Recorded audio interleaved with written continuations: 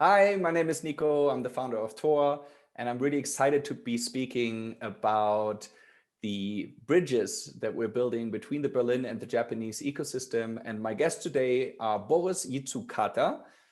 We heard it is a Japanese name, confirmed, who's a managing director and board member of Goodpatch, which is a digital design and strategy studio based in Tokyo, Berlin, and Munich.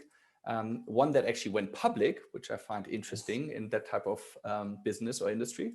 And my second guest is an old fellow of the Berlin startup ecosystem and beyond, Sissel Hansen, founder and CEO of the Startup Guide, which publishes startup books and guides on many, many ecosystems, a true expert. She's also a board member of the Association of Tech Startups in Denmark. Welcome to both of you. Thank you very much. So let's start out by talking about the Berlin ecosystem. You have been a part of it for respective years, both of you. How have you seen it develop now with the pandemic? And what would you say is the current stage of the ecosystem? Let's start maybe with Sissel. Yeah, like I lived in Berlin for quite some years. Moved away from there in 2018, but still had our businesses there and office there and so on. So I think like I was part of the, not the early beginnings, but the more earlier beginnings in 2012, 13, 14 was very, very interesting. And I think what you have seen now just over the last couple of years is like, a mature ecosystem, a teenager becoming slowly more growing up. And I think what you have also seen is that we have definitely seen like a lot of connections between the different ecosystems in Germany, right? So Berlin was very much the hotspot in the beginning and everyone wanted to go there. And suddenly people realized, okay, there's actually not long to Munich from there, and Frankfurt became really hot after Brexit, and Hamburg was really interesting with the whole old money. So we started seeing a lot of bridges between the ecosystem, and that was really interesting. So I think what Berlin is kind of known for is these early days, very much, in consumer platforms and products, and now you start seeing the more mature companies also because of these different bridges. And during the pandemic, I just been happy to see a lot of really good stuff coming out from there, very much driven by Impact Hub as well, different projects to both help entrepreneurs but also be the entrepreneurs, be the actual supplier for many of the issues that the pandemic have caused as well. So bringing more entrepreneurship into the whole solving public problems as well. And I think that is what Berlin can do that not many of the other ecosystems can do, that they can actually lead the way. And I'm very pleased to be seeing that as well. And Boris, how about you? Yeah. I share some of the views that you have, Sissel. I also would describe it very much as matured in the last years. I think Berlin has that appeal of attracting a lot of people from all over the place to start their businesses here and to get things off the ground. I think that is the great quality that Berlin has, that things are relatively easy to start here. And that also, I can speak for myself, was the reason why we started in Berlin from any city in the world that we could choose, because I think it was relatively low risk and we had seen great potential. Then I would say now it has to prove a bit what can the city still offer these days. It is very different life in Berlin. We cannot go out anymore. People are sitting in their rather small city flats. And I think it lost some of the charm because right now you cannot go out at all. So it's quite hard on everybody, but people are maybe finding little escapes here and there to work from somewhere else for a while. But I think long-term, Berlin is still a great place to start things. I would say what I really liked to see over the last few years was that the deep tech kind of like profile matured. As Berlin became known for deep tech startups that came out of here. Then I would also say that the sustainability mindset really formed here, and people wanted to work on meaningful things. That is really awesome to see. Yeah, I can totally underline what both of you said. And I think, to just add to Sissel's point, what I find interesting is also how now more and more large corporations are coming to Berlin. We've seen that really escalate over the last few years. And for many people, maybe outside Berlin, that think of Berlin as the capital of Germany, they may be surprised to hear that actually Germany, business is done outside Berlin typically or historically. In fact, Berlin is actually the only capital in Europe that if you took it out of the country, the GDP per capita in the country would increase and not decrease. So it is still, fairly underdeveloped compared to other cities in Germany, but it's definitely catching up. Yeah. What about then? Just one note to that. I think that also is the charm of Berlin, right? And it's what I forgot to mention is that it is basically also, probably one of Europe's biggest talent pools, or at least have been, right? Because of all the people coming there, because that the lifestyle is so different from other places that you can be in. So I think that was also why a lot of startups saw it appealing to build their businesses there. So even though that, looking at just Berlin as with the economic lenses, it doesn't look that great, but then it has all these other things that then are like following that in a sense. Sorry to interrupt. Yeah, no, it's good. Like we'll keep it dynamic. And what about then sort of as a comparison to the Japanese ecosystem? Sissel, you have done various guides actually in Japan with the startup guide. And you just recently released actually one with 5 cities: Fukuoka, Tokyo, Kyoto, Osaka, and Sendai. Exactly. I'm sure Boris would have pronounced all of them better than me. You did fine. How would you compare the different ecosystems in Japan to Berlin? Yeah. Oh, it's super difficult. I think I'll keep it to Tokyo, Berlin, also because that's where I have been myself. And maybe next year we can go a little bit deeper to all the rest of the cities. But I think what is interesting to a certain extent is that you both have this sense of creativity in both cities, like enormous creativity, and probably also because of the people living in the cities. And there's also a big difference between, I think, how many people are living in Tokyo is like, if you take the metropolitan area, it's like 40 million or something, I don't know, but like it's a lot of people, so that you create this dynamic. And I think that I have, when I was in Tokyo for the first time, I very much like appreciated this sense of creativity that you would feel and see. But talking with people, you could also have an understanding of that this have also been developing over a long time, and the ecosystem have matured as people have starting to mature to say, okay, building a business have the potential of also failing with a business, and that or a startup, and that's okay. And that what I can understood, my perception of talking with the various entrepreneurs is that is first in the last like 5-6 years becoming something that you talk about. And of course that's a culture that you need to create in order to create a dynamic ecosystem, because people need to take risk of building businesses, and then combine that with a lot of creativity. I think that you have exactly what I think Berlin have been so great at, is that people that were there had a bigger sense of like taking risks, and then combine that with creativity, then you suddenly have a blank sheet and you can do a lot of different things, and then you're not put in a certain box. So I think that would be like the comparison. And maybe Boris have running a design company in both places have some different eyes on that as well. Then I just think in terms of the human side of building technology and so on, I think sustainability is very, very big in Japan and in Tokyo as well. That was something that was actually quite surprising for me coming there first, because that was not what you would naturally think, and I don't know why, but that was just a perception. But suddenly I saw that purpose was a big part of all these companies, and human interactions with technology was a big topic, which I think have also been on people's minds and lips in Berlin for a long time.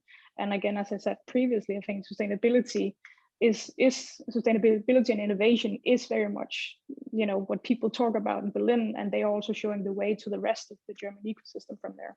So I think that's also something that you would see more, and I hope that we will be able to see more of the two cultures being able to meet, because that could be super interesting. For you, Boris, specifically, maybe in the lens also of design. So I myself go to Japan, and to be inspired also by design. I'm always mind blown. We all do, yeah. Right.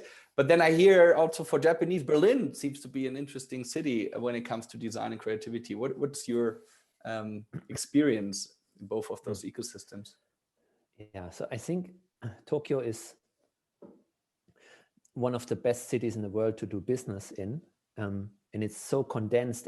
Every company is basically headquartered in Tokyo. So you can have 4 meetings a day with some of the biggest potential customers or firms in the world. And that is such a unique setup. I think doing business in Berlin, we always needed to realize or explain also to our Japanese colleagues that we have to travel a lot, that we have to send people to the clients on a weekly basis who might be located in a different city in Germany.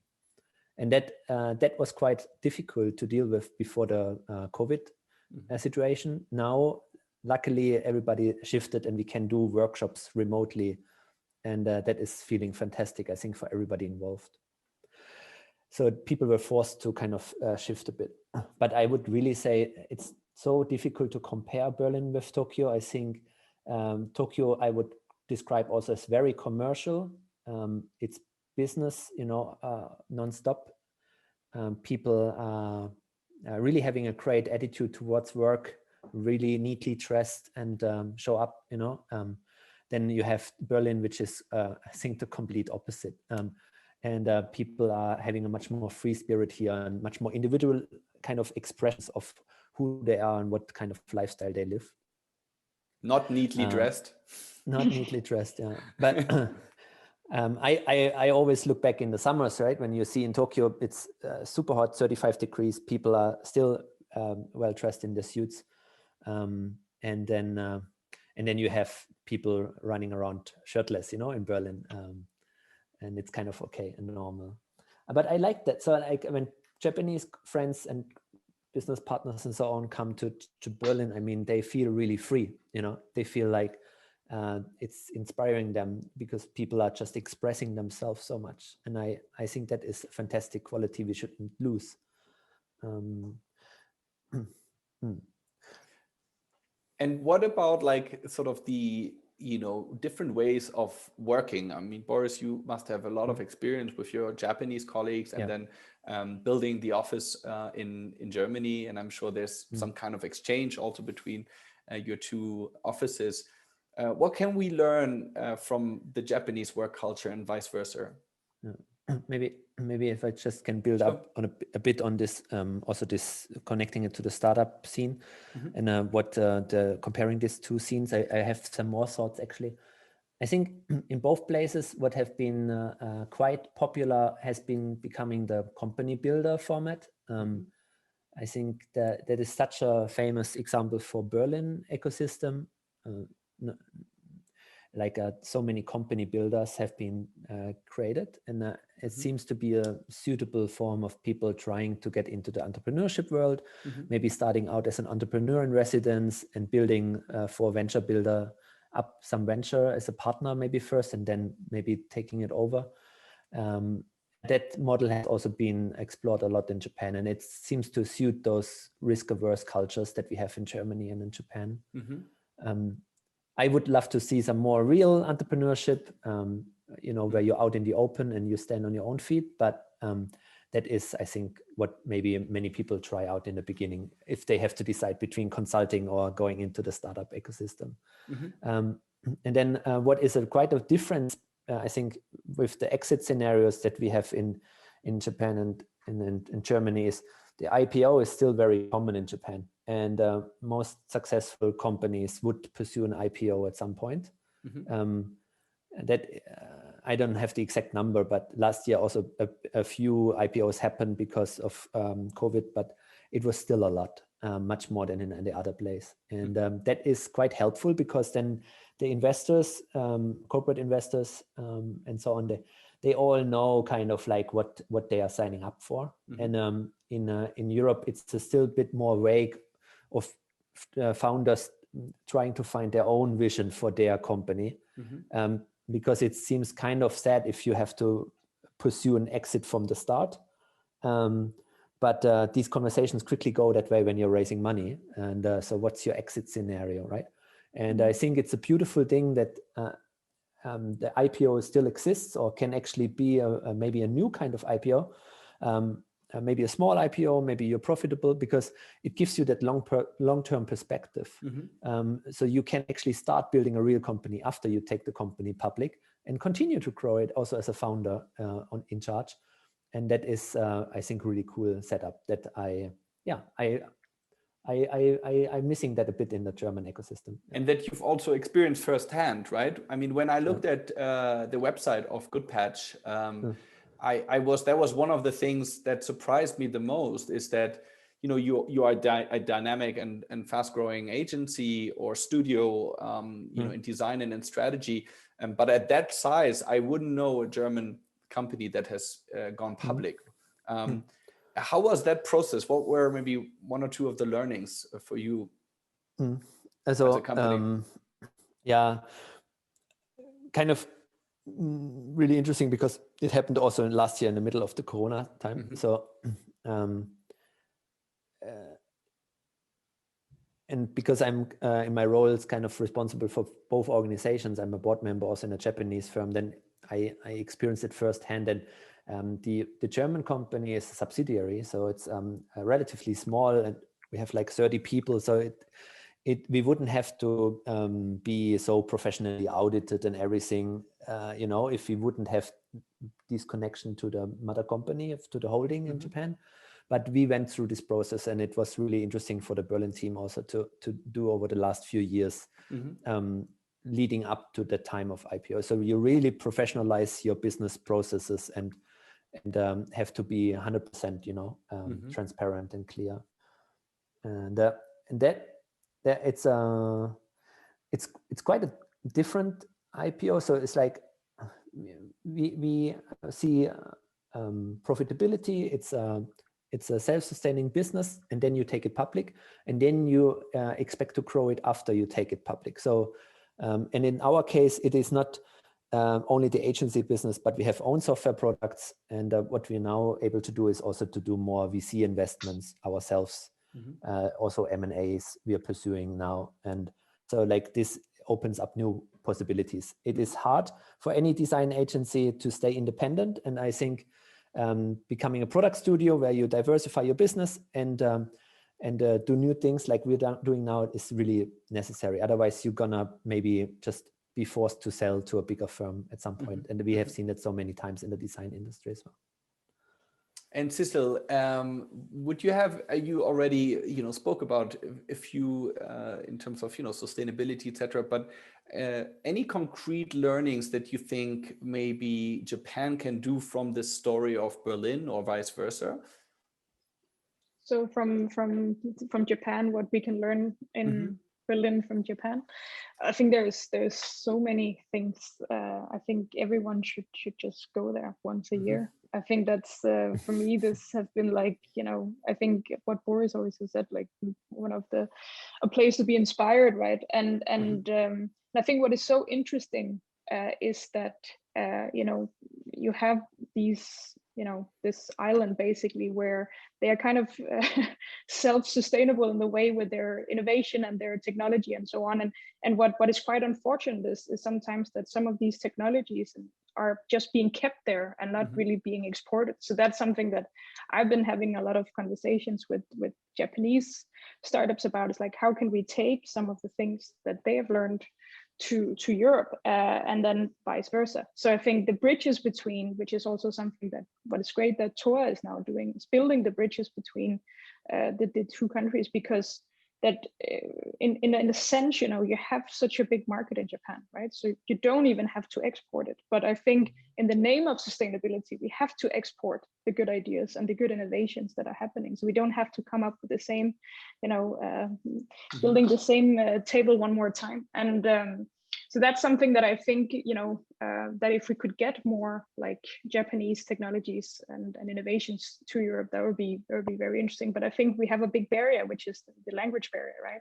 And the culture barrier. So a lot of things are sometimes being lost in translations. And I think that's why something like what Goodpatch is doing is really important to see that is a way of doing it, and building these two cultures, and becoming more of like, we only have one world, right? One home, all of us. So in the end of the day, if we want to actually solve some of the many, many important things we need to solve, we have to do it together.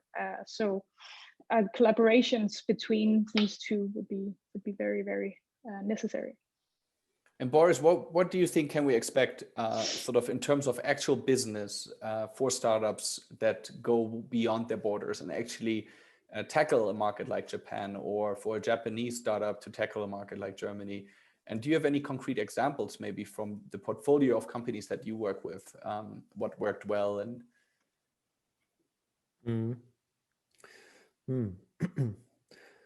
It's really the question. I think the point cannot just be like to go abroad, or like it has to really fit with the strategy of the company. And I totally understand that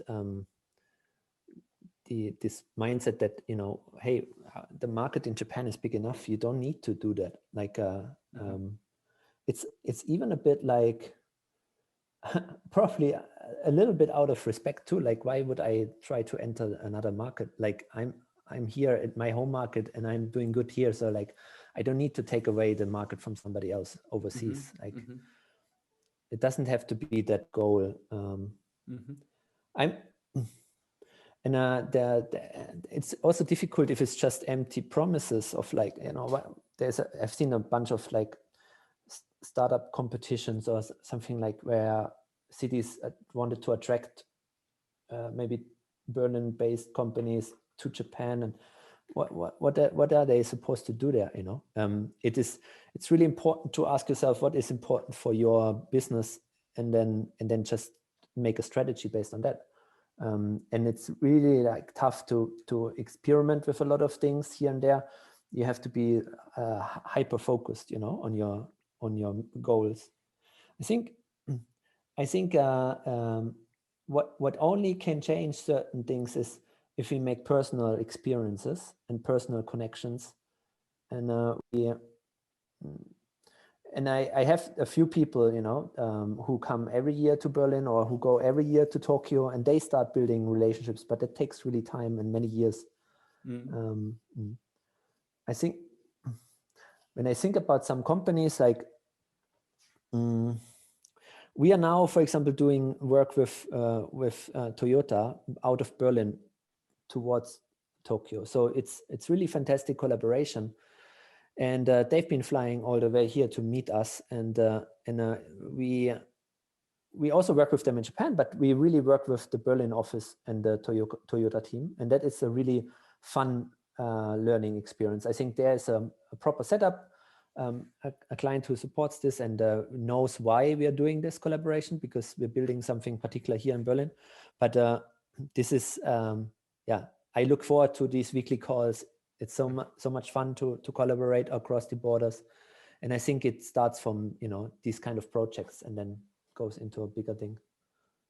We reached our time, but I want to ask just two more brief questions. Boris, I was just interested in why Berlin? Was that a coincidence because you were maybe working there, or why among all the European cities was Berlin chosen, and which city do you think would be chosen next in Europe?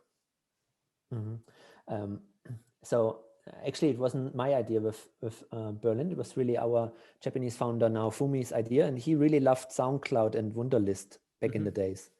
These apps were fascinating, and they were not from San Francisco; they were from Berlin, and that sparked his interest. And and then we made it happen. And I'm personally a big Helsinki fan, and a big Switzerland fan. So it could be something around those places. Yeah. And Sissel, you've covered so many startup ecosystems now across the world. What would you say? What are the next, cities to look out for on the horizon? It's difficult to say. I think it's very much these second tier cities. I think like now all big capitals have been, creating their startup ecosystems and so on. And I think now what you will start seeing is probably more innovation happening in the little bit smaller cities, also because you will see people, moving from the bigger capitals to smaller cities. And that's very, I think you've seen it a little bit in US, right, where of course that's not necessarily smaller cities, but you definitely see that you had the East and the West Coast where basically I think it was like 80-something% of all the investment they went to these different coasts, and then you basically had the whole mainland where nothing was happening. And slowly you're starting to see that now that smaller, more I would call them second tier cities are starting to raise. And I think also because we need that, right? We cannot all live in the capital, so we need all of the cities to play a role, and entrepreneurship and innovation is very important for that, also for job creation and talent attractions and all of these things. So I don't want to say a particular city, but I think I'd say like look out for the upcoming cities in a sense. Yeah? And last, very brief questions. What are you looking forward to on your next trip to Japan? What's the one thing you're like, oh, finally? The food. All kinds of food? All kinds of food. All kinds of Japanese food? Boris, you have a... Just going to restaurants again and being able to enjoy some good yakiniku. I really love snowboarding in Japan as well. I usually connected with trips and really missed it as well. Nice. Well, thank you so much to both of you. And Sissel, Boris, I wish you all the best of luck for the post-pandemic world. Thank you.